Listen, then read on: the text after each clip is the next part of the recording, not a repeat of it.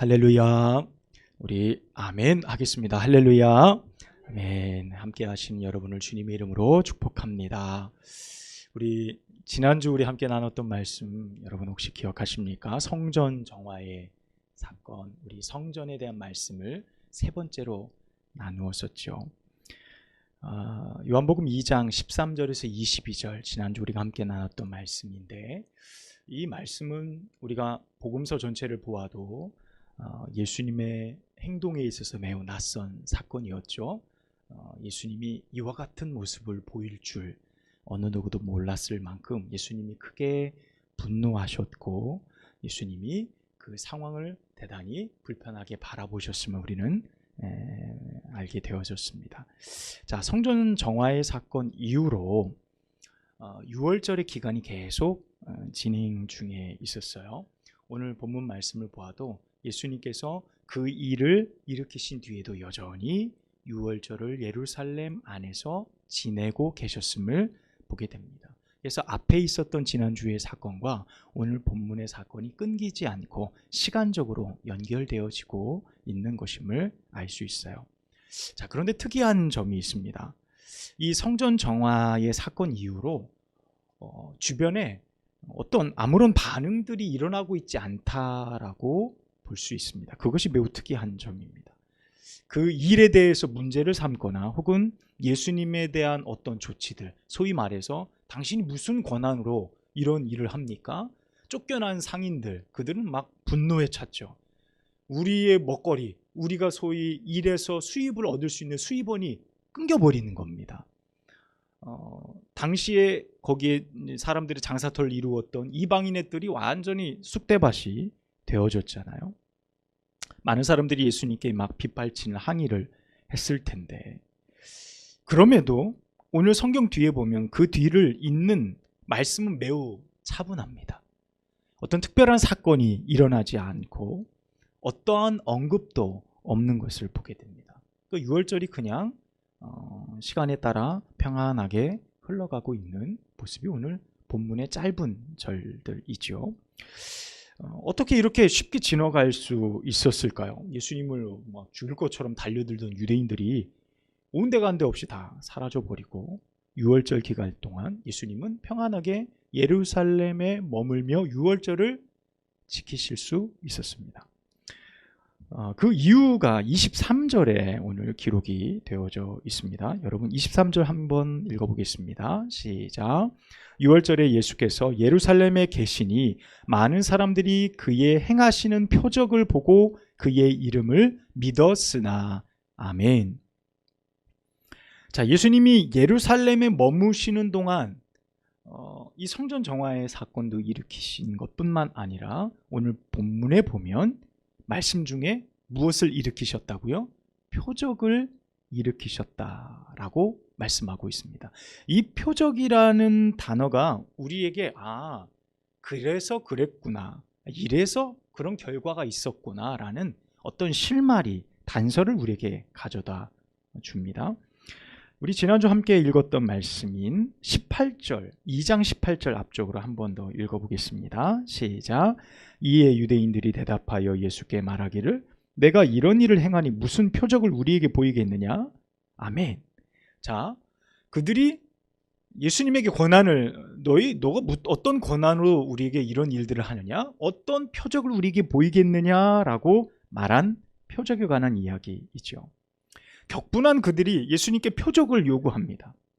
그러나 예수님께서는 이 성전을 헐어라, 내가 사흘 안에 일으키리라 라고 예수님이 말씀하십니다. 오늘 본문의 표적과 성전 정화의 사건은 약간의 어떤 시간적 차이는 있지만 예수님이 예루살렘에 머무시는 기간 동안 표적을 일으키심을 통해 이 성전 정화의 어떤 분노, 사람들이 가지고 있던 표적을 우리에게 보이라 라고 말했던 것에 꽤 많은 영향을 미쳤다라고 볼 수 있는 것이죠. 물론 사람들이 예수님께 요구했던 그 표적과 예수님이 내가 사흘 안에 성전을 일으키리라 라는 표적과는 전혀 다른 차이가 있습니다. 그들이 이해하는 것과 예수님이 생각하신 표적의 개념은 전혀 다른 것이었는데, 어쨌든 그들은 예수님이 일으키신 표적을 보며 오늘 말씀해 보니까 예수님을 믿었다라고 말씀은 표현합니다. 저는 오늘 유대인들이 그리도 좋아하는 기적, 표적에 관한 이야기를 하려고 합니다. 일전에 제가 비슷한 설교를 한 번 더 한 적이 있고 이것은 또 다른 맥락의 설교이지요. 자, 하지만 단지 이 표적은 유대인들에게만 해당되는 것은 사실 아닙니다. 이 시대를 살아가고 또 함께 예배하는 우리들에게도 예수 그리스도의 기적과 표적은 대단히 큰 관심거리이고 그것이 우리의 삶에 늘 있었으면 좋겠다라는 바람을 갖는 것이 우리들의 입장이죠. 그래서 우리는 표적에 대한 바른 이해, 예수님이 그 표적을 바라보시고 일으키셨던 어떤 이유와 목적을 우리는 오늘 말씀을 통해 발견해야 합니다. 유월절이라는 명절과 민족의 신앙적 기반이 되는 예루살렘 그리고 표적, 이 세 가지는요, 이스라엘 민족, 유대인들에게는 더없이 흥분스러운 사건이었습니다. 그들의 흥분과 그들의 어떤 신앙적인 어떤 깊은 어떤 모습들을 자극하기에는 이 세 가지가 대단히 큰 요소였어요. 오늘 그 일을 행하신 것이 바로 예수님이시죠. 말씀처럼 예수님이 일으키신 표적을 보니까 유대인들이 거기에 적극적으로 반응합니다. 어떻게 반응하죠? 오늘 말씀을 보십시오. 23절 하반절 끝에 보면 표적을 보고 그 이름을 믿었으니 라고 말씀하고 있습니다. 예수님이 어떤 표적을 행하셨더니 그들이 그것을 보고 사람들이 예수님을 믿었다라고 표현합니다. 드디어 많은 사람들이 예수님을 또 그 이름을 믿게 되어지는 사건이 오늘 본문에 기록되어져 있는 거예요. 어찌 보면요, 이 복음서 사건 안에 예수님을 믿었다라고 기록되어지는 별로 안 되는 몇 가지 사건들 중에 오늘 그것이 여기 하나에 포함되어져 있는 거예요.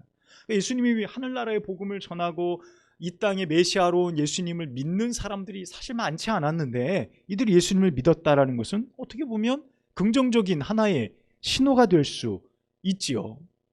그것이 오늘 요한복음에 기록되어져 있는 거예요.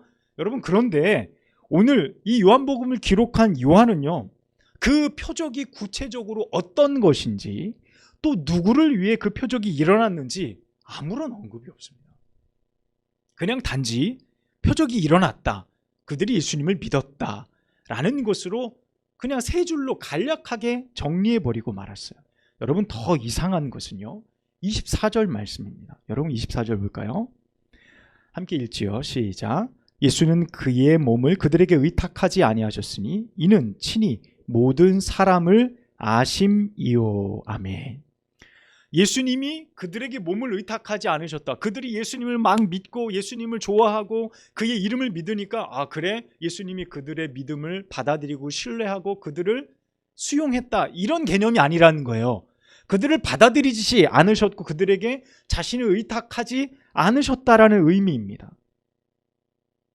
여러분, 여기서 우리가 발견할 수 있는 것은요, 오늘 이 표적이 유대인들을 위해 행해진 것이 아니라는 것을 알 수 있어요.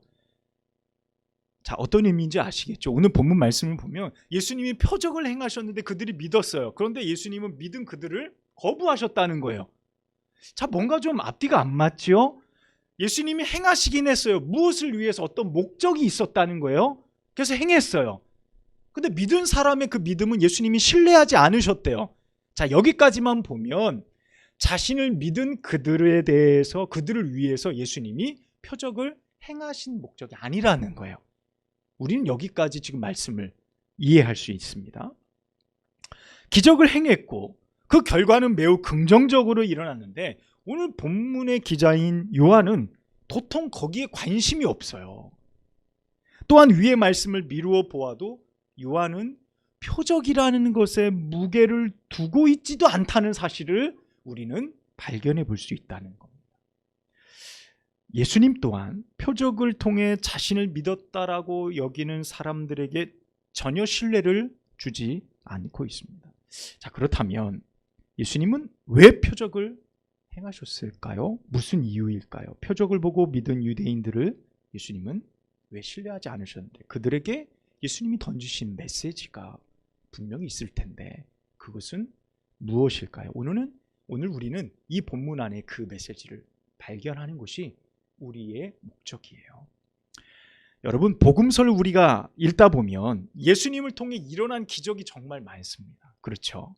그런 기적들을 보면 너무 감격스럽고 너무 귀해요. 그래서 때로는 어떤 마음이 들어요? 아, 그때 내가 그 자리에 있었으면 참 좋았겠다, 이런 생각 해봅니다. 예수님이 일으키신 많은 표적들을 우리는 보면서 표적의 어떤 예수님께서 표적을 일으키신 두 가지의 어떤 목적이 있어요.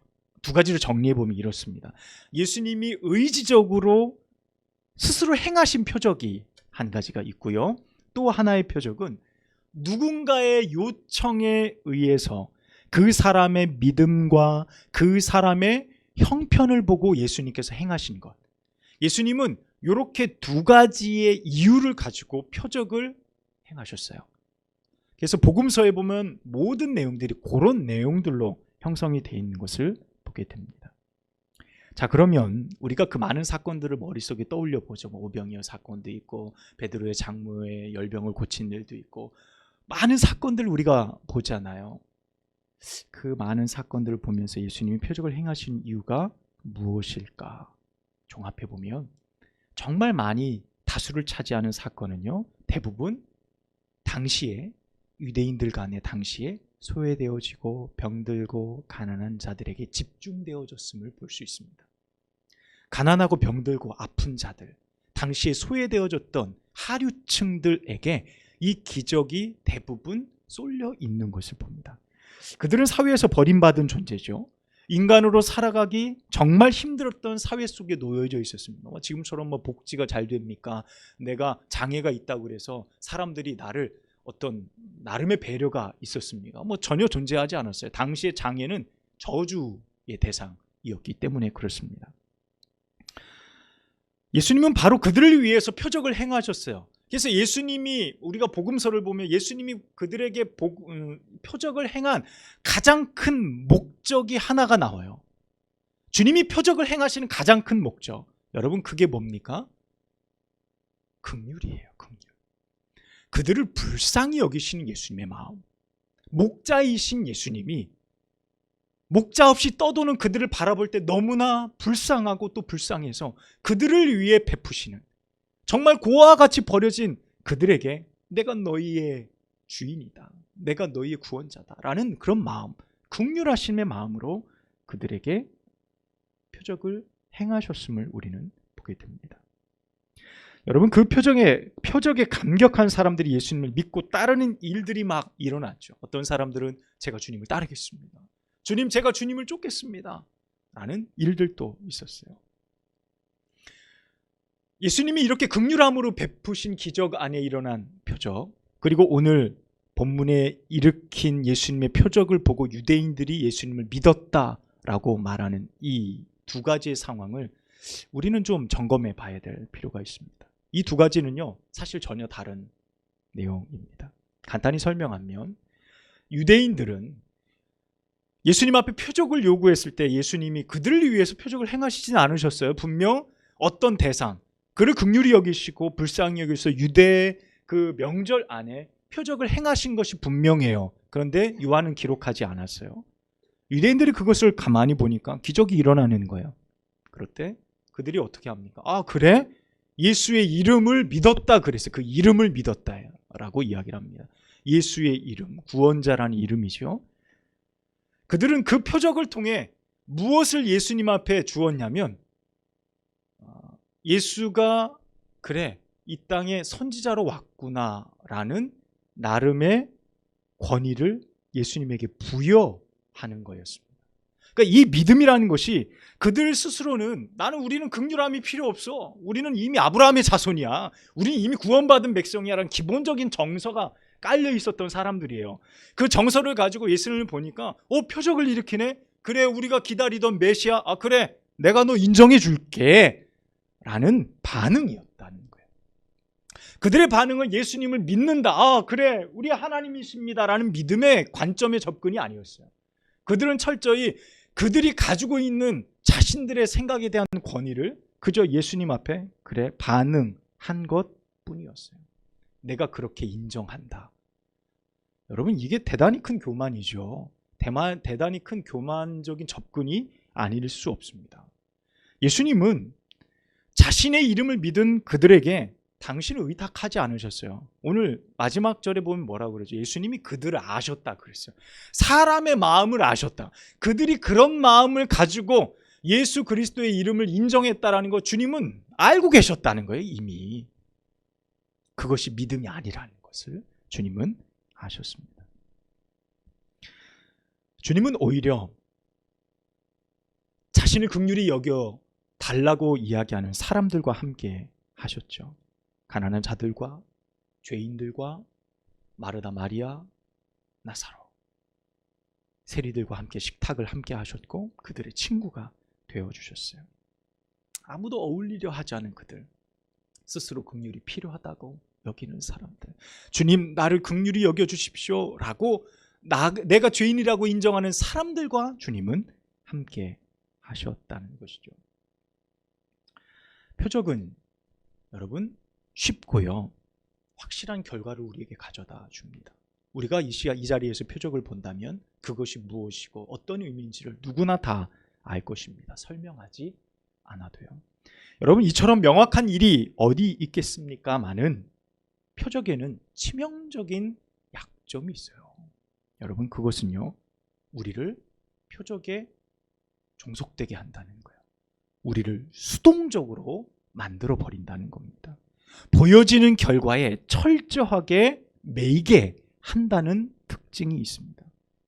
그 반응이 크면 클수록, 그 기적과 표적이 크면 클수록 우리는 그것에 대부분 의존하게 됩니다. 그것이 확고해지고 그것에 비해 나의 믿음은 사실 더 초라한 결과로 내려갈 수밖에 없는 상황을 겪게 되어진다는 것입니다. 주님은 그것을 아셨어요. 우리 인간들의 연약함, 표적을 바라봤을 때 그것이 믿음으로 바뀌어지지 않고 또 다른 표적을 요구할 수밖에 없는 인간들의 나약함을 주님은 너무 잘 알고 계셨던 거죠.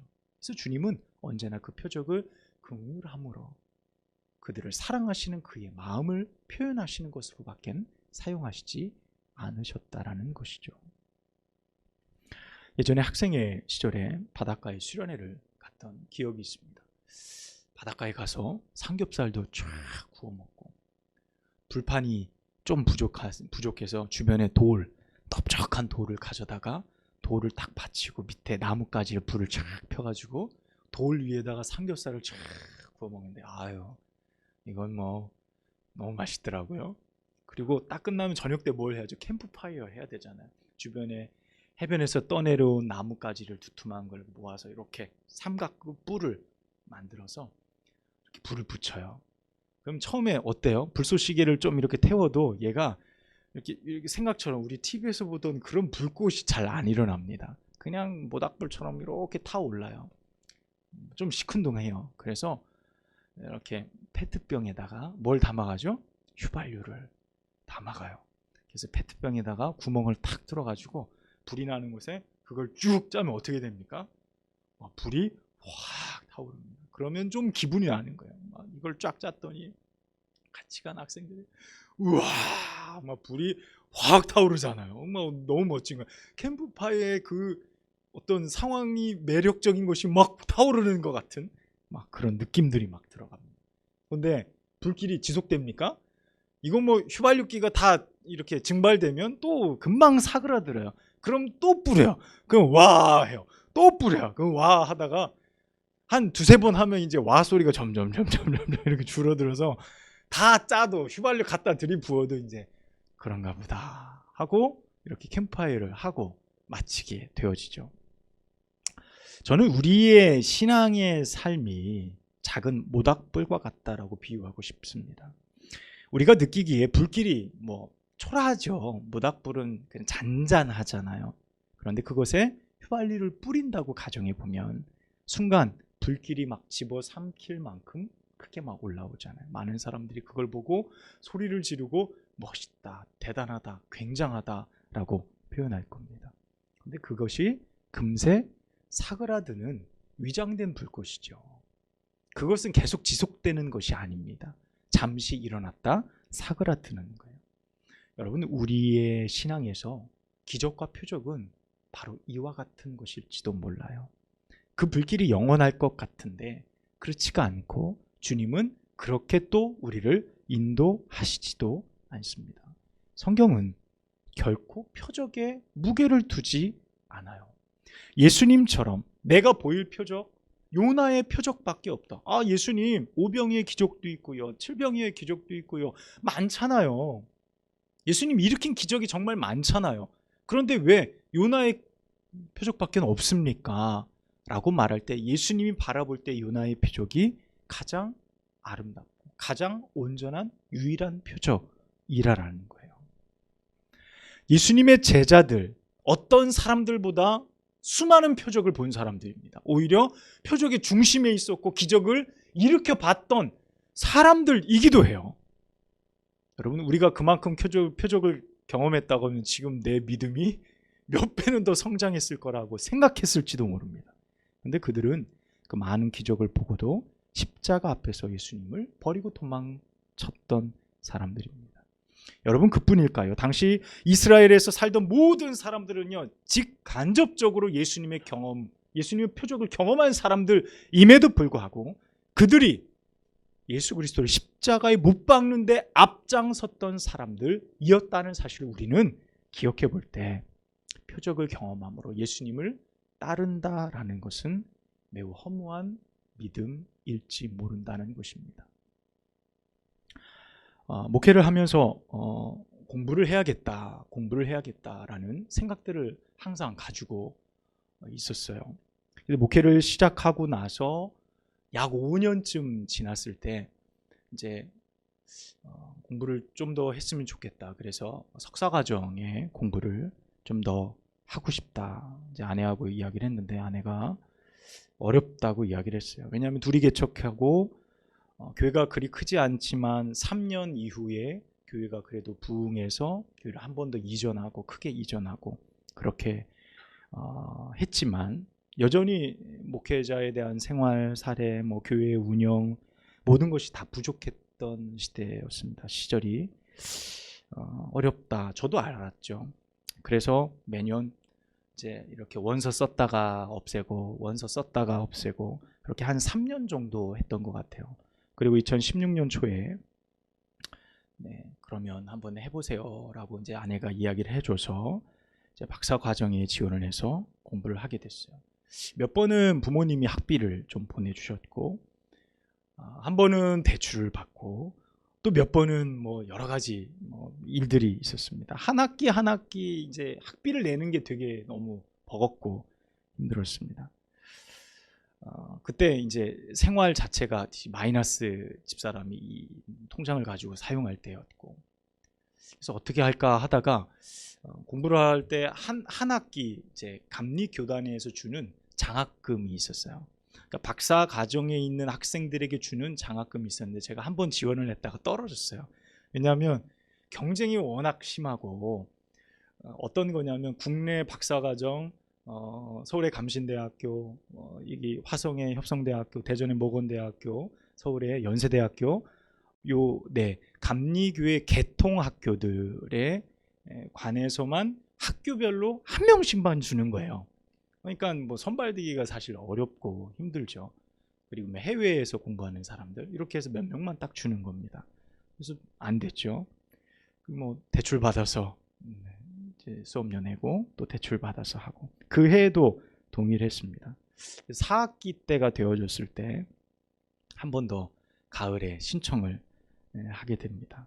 한 번밖에 주지 않기 때문에 마지막 기회다.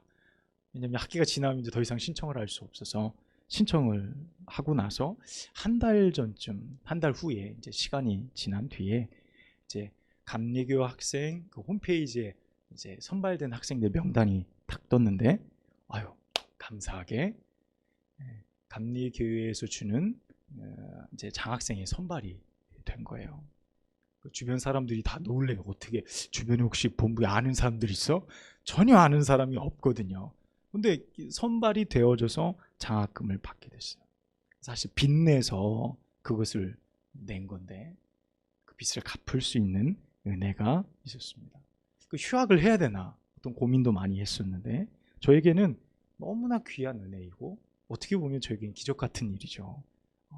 아무는 사람도 없는데 어떻게 이런 일들이 일어날 수 있을까? 감사한 일이죠. 그런데 그렇다고 하나님 또 장학금요, 또 장학금요 기도하지 않아요. 왜냐하면 장학금 학비를 위해서 전 2번만 기도하고 더 안 했거든요. 하나님이 우리의 형편을 아시기 때문에. 근데 그 감격적인 사건을 뒤로 하고 그런 메시지가 있어요. 야, 유 목사 힘내라. 내가 너의 상황을 안다. 그렇다고 장학금이 100% 나온 것도 아니에요. 일부 나온 거지만 그것으로 하나님의 큰 메시지와 위로를 얻는 귀한 시간이었습니다. 자, 그러면 거기에 있어야 될까요? 아니요. 여러분, 기적과 표적은요, 우리의 삶을 어디로 인도합니까? 다시금 세상을 향해 달려갈 수 있는 믿음, 일상으로 달려갈 수 있는 믿음, 그것을 우리에게 허락하는 겁니다. 내가 주저앉아 있고 내가 힘들고 아무도 나를 돌아보지 않고 나를 긍휼히 여겨주지 않아. 주님이 내게 긍휼함으로 은혜를 베푸시고 기적을 베푸실 때 너는 그 기적 안에 머물러 있어라고 말하시지 않아요.